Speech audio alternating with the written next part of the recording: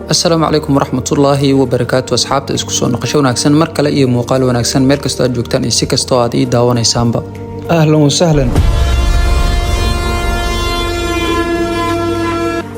طبعا بودكاستكان waa boodkaastigii ugu horeeyay ama xalqadii ugu horeysay oo aan soo dhigo maadaama aan hore idinkaga ballan qaaday inaan xalqado noocan oo kale ah idiin soo gudbi doono. maanta waxaan jeclaystay inaan ku daahfurno taariikhda markabkii Titanic oo ah markab taariikhdiisa aad u wada taqaanaan balse aan isku dayayo xogo yar oo ku daahsoon inaan idin la wadaago. 31 Luulyo ayay shirkadda White Star Line ka dalbatay shirkadda kale ee dhigeeda ahayd taasoo la oran jiray Harland and Wash waxayna durbadiiba ku boorday inay samayso markab la loolami kara labadii doomood ee xilliga adduunka dushiisa ku loolamahayay ahaan kuwii ugu waaweynaa ee soo mara caalamka.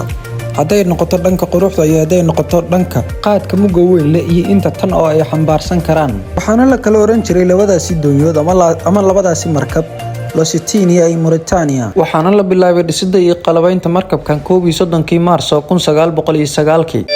hawl iyo shaqo dheer kadib oo 3 sano ah injineerkii dhisay ama sameynayay markabkan waxa uu ku guuleystay 1912 inuu soo afjaro gabi ahaanba samaynta markabkan waxaana loogu wanqalay Titanic. xilligaas iyada ahna waxaa loo arkayay samaynta markabkan Titanic inay tahay heerkii ugu sarreysay ama hindisihii iyo fikradii ugu weyneed ee ibni aadamku keenaan ama aadamaha dhexdiisa mashruucii ugu weynaa ee laga hirgeliyo badda dusheeda. waxaana ku baxay dhismihiisa malaayiin dollar oo markii xilligan lacagta taalo loo fiiriyo u dhiganta balaayiin dollar taasoo ka dhigtay inuu noqdo taariikh ay ku faanto dowladda Ingiriiska markabkan Titanic.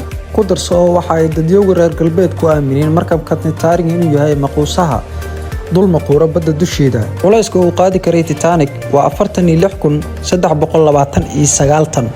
isku darka miisaankiisa iyo reerkiisana waxa ay gaarayeen 66,000 oo tan. rakaabku uu qaadi karana waxa uu dhamaa 3,547 ruux halka dhererkiisuna uu gaarayay 269 mitir. waxaana markabkan qaadacay oo sameeyay William Beery shirkadiisa mugga leh ee la oran jiray Harland and Wolff. shirkadaasoo ku taala magaalada Belfast ee Ireland waqooyi waxaana markabkan loo sameeyay shirkadii markii horeba dalbatay ee White Star Line.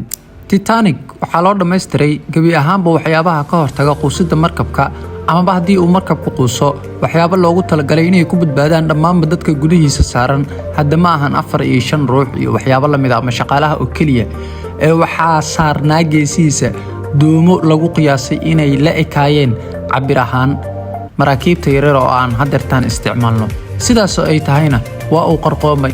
weliba waxa uu qarqoomay safarkiisii ugu horeeyay ee talaabada ugu horeysa qaaday. taasna waxay ku tusaysaa awoodda Ilaahay subxaanahu wa tacaala maadaama eegu iska dhaadhacsiyeen isna yiraahdeen ma qarqoomi kara Titanic oo waahe maquusaha badda dusheeda maquurta. ma rumaysan kartaa quusidda markabka Titanic waxaa sabab u noqday kaliya buur baraf oo ku taalay badda hoosteeda taasoo uu ku dhacay. waliba waxaa la sheegaa qaybta hoose ee markabka inay ku dhacday markii ay ku dhacday kadibna inuu markabkii laba noqday qaybtii dambana ay hor quustay qaybtii horena ay cabaar yar ka dambeysay in lagu tilmaamay 25 ilaa 30 sekin oo kaliya markabkii intaasoo juhdi iyo waqti iyo lacag iyo qarash iyo maaliyad la gelinayay. marka taas waxay ku tusay adduunyada quruxdeeda iyo dhalaalkeeda wax la isku halaynaysa lahayn. si kastoo ahaataba asxaabtu waxaa idin leeyahay muuqaalkan ku qurux badan muuqaalkan oo kale ah midkan ka sii wanaagsan inta aan ku kulmi doono. السلام عليكم ورحمة الله وبركاته. waxaan ku xasuusinayaa haddii ay tahay markii kugu horeysay oo aad soo booqatay channelkan ugu horeyn inaad nagu soo biirto si aad noola jaanqaado ulana socoto fiidiyoyaasha maalinlaha habeenlaha galablaha subaxlaha intaba soo gelino. hada wasalaam.